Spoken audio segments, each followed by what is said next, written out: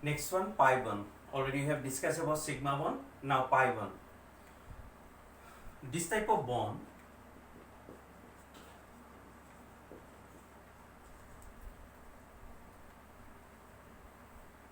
are formed by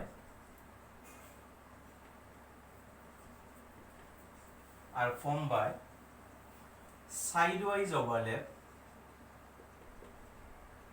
It is also called lateral overlap.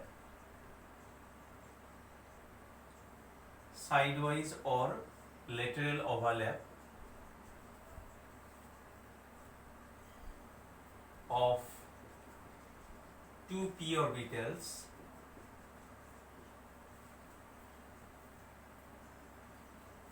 which are parallel to each other,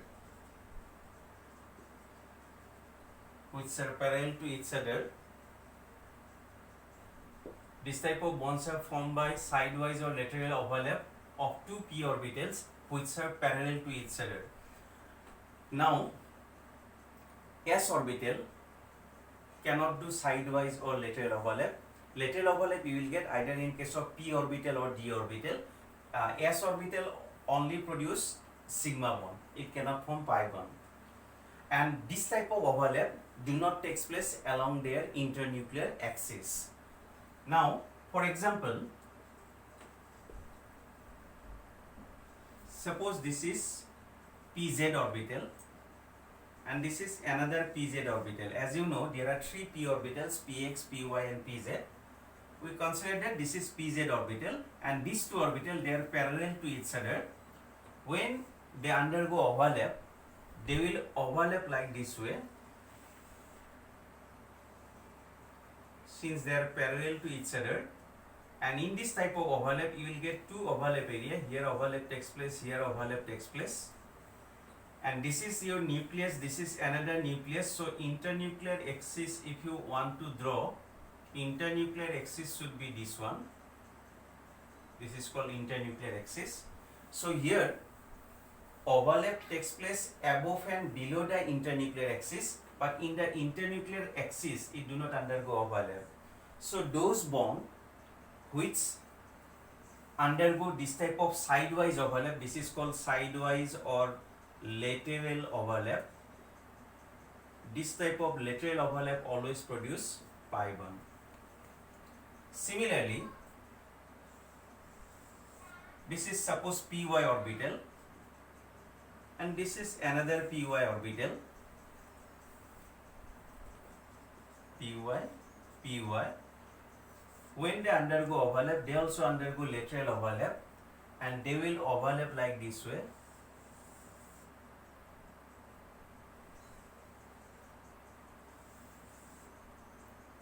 So this is your overlap area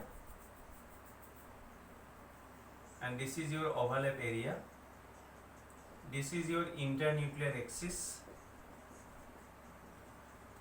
These are the nucleus, and this overlap also produce pi bond.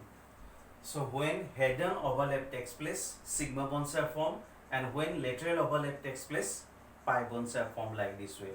Sigma bonds overlap always takes place along their internuclear axis, but in the pi bond formation, overlap do not take place in their internuclear axis.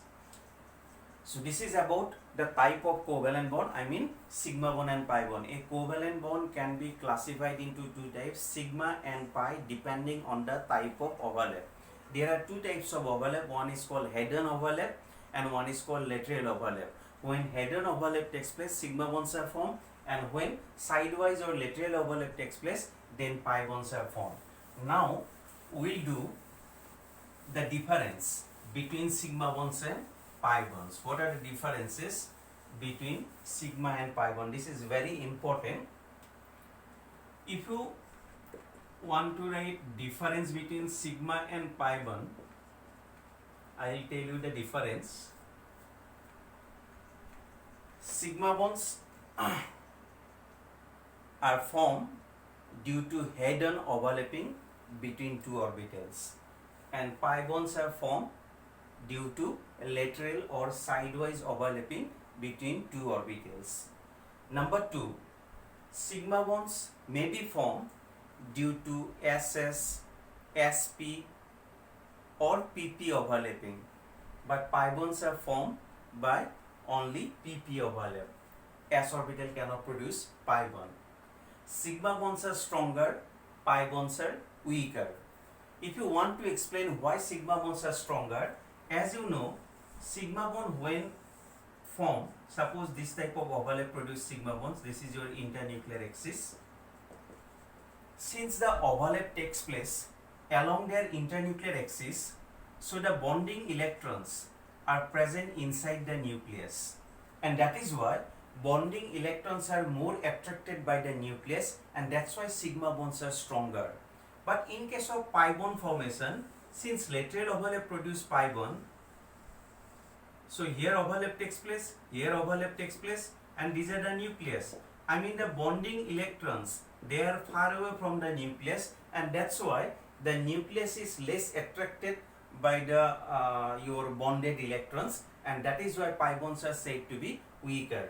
So in one sentence, if you want to explain why sigma bonds are stronger because the overlap takes place along their internuclear axis.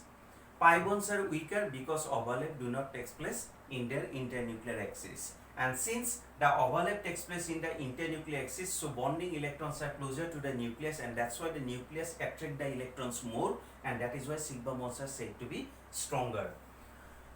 Another point of difference, sigma bonds you can rotate. Suppose this is a sigma bond, you can rotate the bond. But pi bonds, rotation is not possible. If you want to rotate pi bond, then the pi bond will break due to lateral overlap.